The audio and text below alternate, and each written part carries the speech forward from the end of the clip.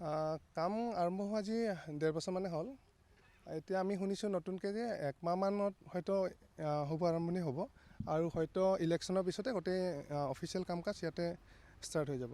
কেনেকুৱা দেখি আছে গোটেই ষ্ট্ৰাকচাৰবিলাক ভাল লগা হৈছে?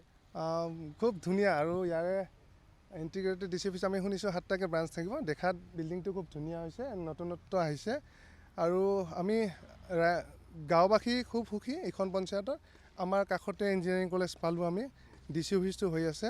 অলপ আগত এইখিনিতে 200 মিটাৰতে আমি BEd কলেজখনক বনাই থকা দেখা পাইছোঁ আৰু ইখন গাঁৱতে ইটো পঞ্চায়ততে নতুনকৈ হ'বলৈ গৈ আছে এখন ষ্টেডিয়াম, যিখন আমি শুনিছোঁ 55 কোটি টকীয়া ষ্টেডিয়াম হ'ব, য'ত দিনে ৰাতি খেল চাব পাৰিব, মানুহ খেলিব পাৰিব।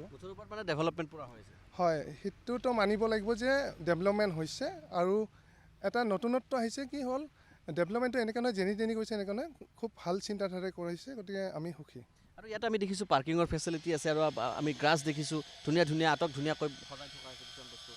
হয়, বিল্ডিংটো যেনেকুৱাকৈ ৰঙৰ ধুনীয়া কম্বিনেশ্যন এটা দিছে আৰু তলত গাৰ্ডেনিং কৰিছে আৰু আমি দেখিছোঁ যে নতুনকৈ পাৰ্কিঙৰ ব্যৱস্থা কৰিছে। হয়তো আগৰ যোনটো বিল্ডিং আছিলে তাতে অলপ কিছু পাৰ্কিঙৰ অসুবিধাৰ কাৰণে টাউনৰ পৰা অলপ আঁতৰত আনিছে আৰু খুব ভাল চিন্তাধাৰা যে টাউনৰ পৰা বাহিৰত লৈ আহি নতুন ল'ৰাক নতুন কাম কাজ দিয়াৰ যি নতুন কৰ্মসংস্থাপন পাব।